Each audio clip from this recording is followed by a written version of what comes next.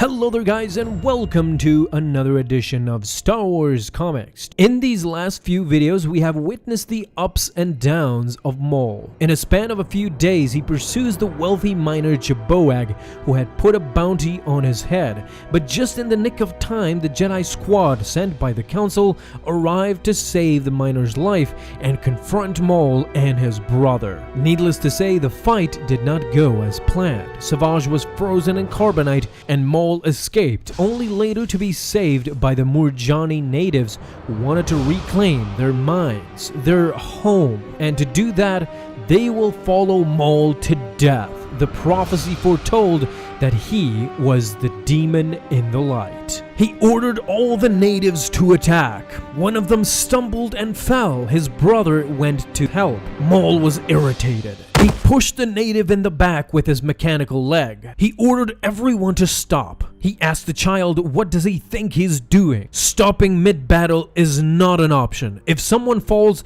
they get back up or they die. The child went on to call Maul's plan stupid. They literally have no chance going up against their blasters. Maul was a savage. They would use whatever they have. They will even use their fists, their teeth when the time came. Their advantage lied in the numbers. Over time, their attack will overwhelm the enemy. He brought them back in position. He again addressed the child. He said, "My name is Mutai," but Maul wasn't interested in his name at all. He simply told him to obey the orders of his general at all times, then ordered everyone to attack once more. As Mutai was racing with the others in the attack, Maul used the Force to break his leg completely, only to test his brother. His brother stopped for a second.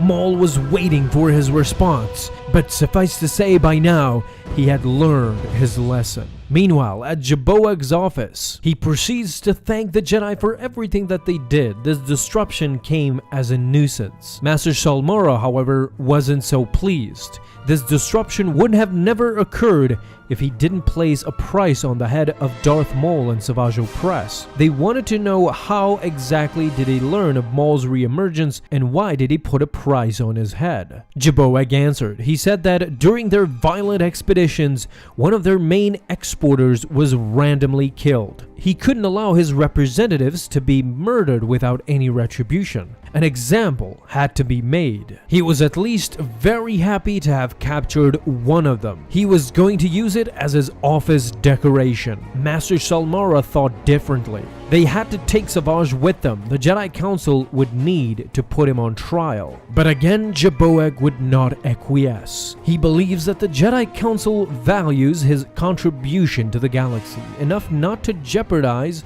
their harmonious relationship over something so trivial. He knew he had the Jedi Council right where he wanted them. Now he dismisses the Jedi, inferring actually to leave the planet completely. However, Master Judd wasn't so easily fooled. He asks him about the Day of the Three Suns and what does it mean. Shocked, Jaboag pretends that he doesn't know anything about it, but the Jedi were completely sure he is hiding something. Whatever the case, they would not leave until Salmora's Padawan was completely healed and they would find Maul once again. Maul had gathered with the natives. He suggested they attack tonight. Jaten innocently tells her grandfather that she doesn't want to kill anyone, and her grandfather reassures her of that. He says, "Don't worry, the women and children."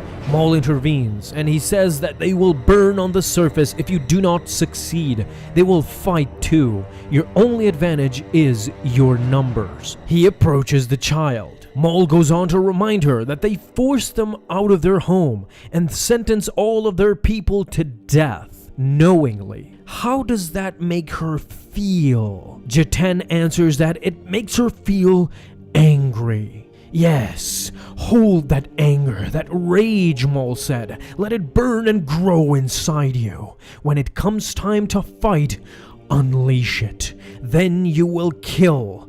They will deserve it. Troubled by what just Maul said, the grandfather requests for the others to leave. He needs to speak with the warrior alone.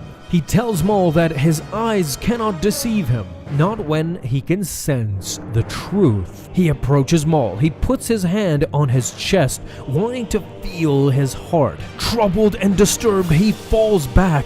He tells Maul that he should go immediately, but no. According to Maul, this blind man had seen too much. The grandfather begs him not to sacrifice his entire species just for his own goals, but Maul stops him. Now it is time for him to feel his heart as he uses the Force to crush the grandfather's heart. He grabs him, goes outside, asking for help. His heart just collapsed. In his dying breath, he is trying to tell his granddaughter something, but Maul crushed his heart even more. The final nail to his coffin.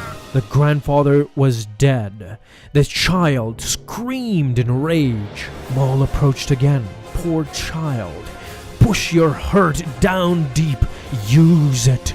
All of you, hold this moment. Hold this pain. Tomorrow you will turn against your enemy. Your rage will burn hotter than the 3 suns. Now Master Jag had to worry. He informed the entire council of the dangers of this planet, that the 3 suns would soon rise. Yoda knew all too well what this meant. Everyone will burn. Windu informed Judd that Obi-Wan Kenobi is in his vicinity. He and his troops will soon arrive and aid him in his quest. Suddenly, an alarm goes off. They knew it was trouble. The Murjani were on full-scale attack.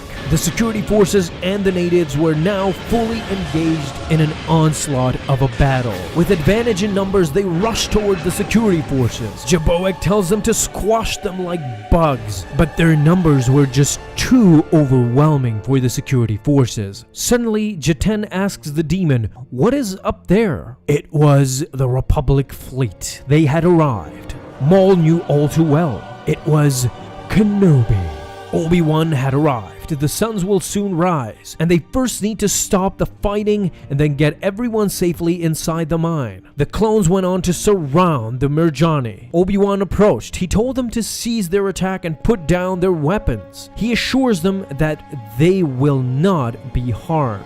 Maul screamed at the Murjani. He told them that they are lying. They are here to protect Jaboak and not you. They are here to wipe you out, to destroy you. Maul was running. Jaten asks him where is he going. He pulls out a spear. He tells Jaten that he is going inside to retrieve his brother and kill the man he came here to kill. With that spear in hand, he went on to fling it right towards Obi-Wan Kenobi, hitting a clone square in the face, killing him right then and there. He knew that this would keep the Republic, at least for the time being, occupied. Jaten had seen the truth about the demon. Obi-Wan tries to stop them, but the clones are on a full-scale attack. One of their brothers were dead and they were going to pay for his death. During that same time, the 3rd sun was rising. Time was running out, and Maul had to move quickly.